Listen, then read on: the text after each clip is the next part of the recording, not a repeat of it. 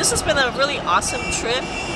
Initially, when they asked us to set some goal, my goal was to see how God was working in the school, with the school, and also to really serve Auntie Christine and Uncle Patrick at the school. I think everyone got along. They really was a cohesive team, but significantly, we were working with middle school age students. And there was one young lady on the second day that really caught my eye. It's typical teenage angst, and she was just off by herself, just showing no interest. The group I was in the music class.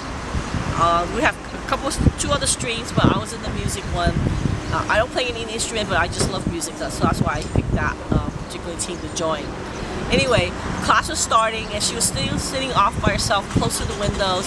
She had a book out, she was reading it, and when I approached her to close the book and join the rest of the class, she did it quickly. But she really was, having a little bit of an attitude, and typical, showing no interest, not looking at the teachers and following instruction.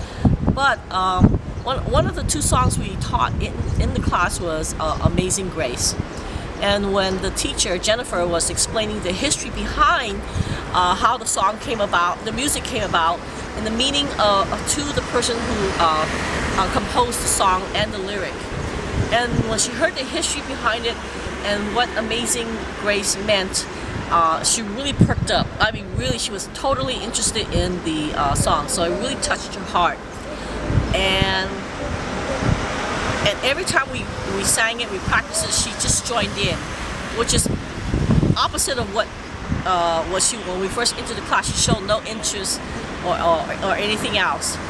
And later on in the day, she got a little bit bored and she took out another book to read, and I asked her, can you put, I took it away and said, I will return it to you after class. Very upset. You just don't do that to a teenager. And then during the break, I told her I would return it to her after the class was over, but I decided to return it to her during break and said, just please, you're welcome to read it again after the class is over. And that was by the end of the day, she was still really upset that I did that to her. But the next day, the teachers, each set of teachers were asked to give affirmations and maybe one thing for the students that they can improve on for each grade. And collectively for her class, she's in the eighth grade, the second group, and for there they had three affirmations, very good affirmation. One was they were praised for their teamwork, and the second thing they were praised for was being very respectful to the teachers, and the last was integrity. When the other classes were given their affirmations and pointed to be improved that, she just kept her head down. Typical, I'm not interested, I don't care what they say.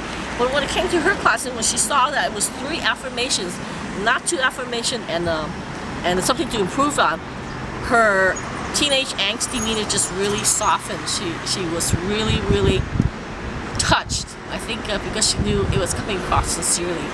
And so I'm glad if all the students didn't receive anything or weren't touched in any way, I'm glad she did. So that was my experience, and that's one thing I learned. There's many things to talk about, the history of the school and how God is working in that area, but she's the one I'm hoping that other people will come behind, and God will just bring more people more to love on her in the future.